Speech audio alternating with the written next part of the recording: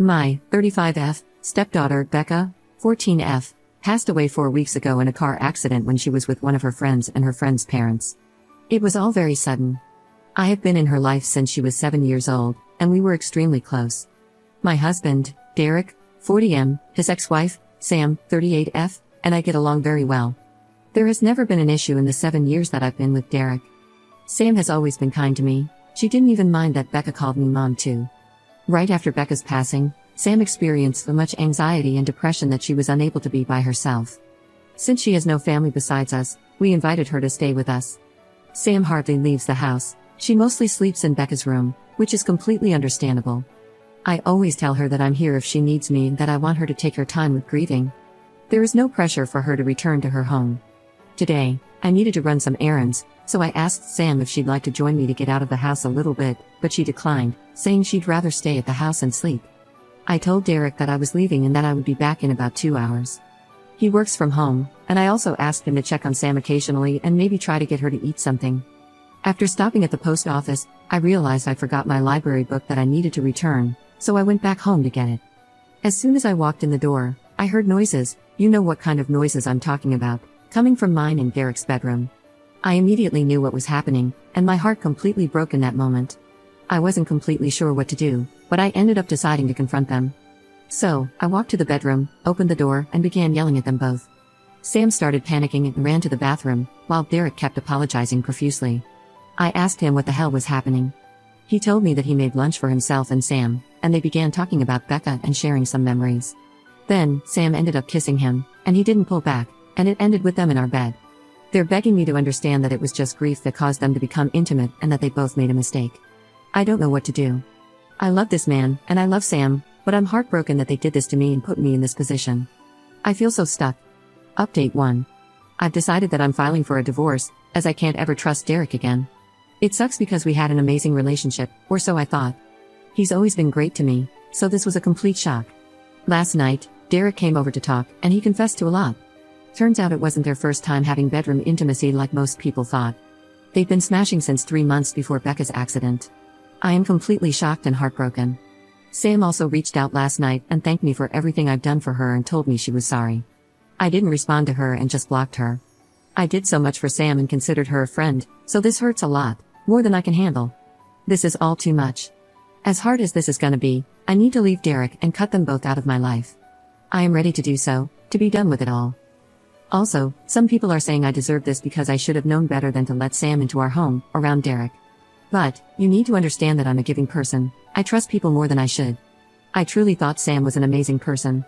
I know it's unusual to become friends with your husband's ex-wife, but it's just how it went for us, and I shouldn't be blamed for what happened. Thank you to everyone who commented nice things and for the kind messages. You've all been helpful during this insanely difficult time. I appreciate it. Update 1.1. I'm getting lots of questions about some things, so I figured I'd answer a few of them. Have I told anyone about what happened besides my mom? Yes, I told a few friends and some family members. Most of them are supportive of my decision and aren't speaking to Derek. Where is Derek staying? Currently, he's staying at a hotel. Our friends refuse to let him stay with them. He's lost a lot of people due to his awful decisions. Has he tried fighting me on getting a divorce? Yes, he begged me not to file for divorce, but when I told him I needed him to just let me go, and that I was too exhausted to fight him on this, he let it be and agreed to getting a divorce. Why isn't Derek staying with Sam? He told me he didn't want to continue to hurt me, so he told Sam he was done with her for good and that they have no reason to speak to each other anymore. I have no idea if that'll last and if they'll just end up together, but I truly don't care what they do anymore. I just want peace. What was Derek's excuse for cheating? He told me that they just accidentally reconnected one night when I was away at my mom's. He was stressed we weren't conceiving, and I had gone through 6 miscarriages, so he vented to Sam, and then somehow that led to smashing. Disgusting of them both, I know. Update 3. I just found out that he is staying with Sam and not at the hotel. He told me it's too expensive to stay at a hotel, and Sam is the only one that'll help him right now. I had a feeling this would happen. Just knowing that they are still probably sleeping together hurts my heart. I talked to a lawyer this morning, and we are proceeding with the divorce, and Derek agreed to it. It's actually happening, and I feel some relief that he's not fighting me on this. My mom leaves on Sunday, I'm scared to be alone. But I go back to work on Monday, so I'm hoping it'll be a good distraction. Thank you everyone, I am so grateful for you all. Update 3.1. I decided to go through some of Becca's stuff today, and I just found her diary in a box in the back of her closet. Would it be wrong to read some of it? I feel like it would help me feel closer to her, but part of me feels like it's wrong too.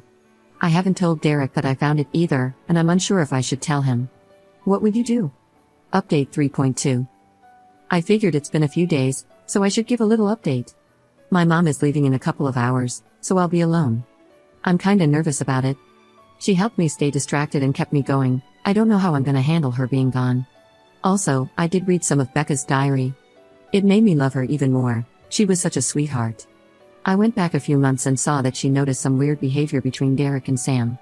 She didn't mention that she knew of the affair, but she just wrote that she thought it was kinda strange that they all three would hang out more than usual, without me.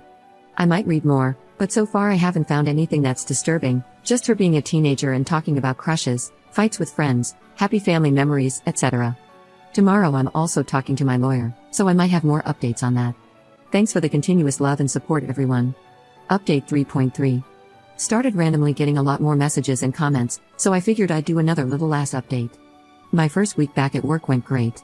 I wasn't expecting it to go so well, but thankfully it did. My coworkers were so helpful and patient with me. On Friday night, I decided I didn't want to stay home all weekend alone, so I decided to drive up to my mom's. It helps that I have a 3-day weekend, so I can spend more time with her. I'm heading back home tomorrow. Also, for those of you that have messaged me hateful things for reading Becca's diary, I just have to say, you aren't in my shoes right now. Telling me I'm a bad mom because I'm reading her diary is just ridiculous. I learned so much more about her, about how caring and sweet she is, and it made me love her even more. It's how I'm able to feel so close to her right now, so please don't tell me I'm a bad parent for just trying to get by one of the hardest times of my life. You have no idea what it's like. Sorry this isn't much of an update, but I'll come back and update once the divorce happens though. Thank you to those of you that have been nothing but kind and helpful. You helped me feel less alone. I'll forever be grateful.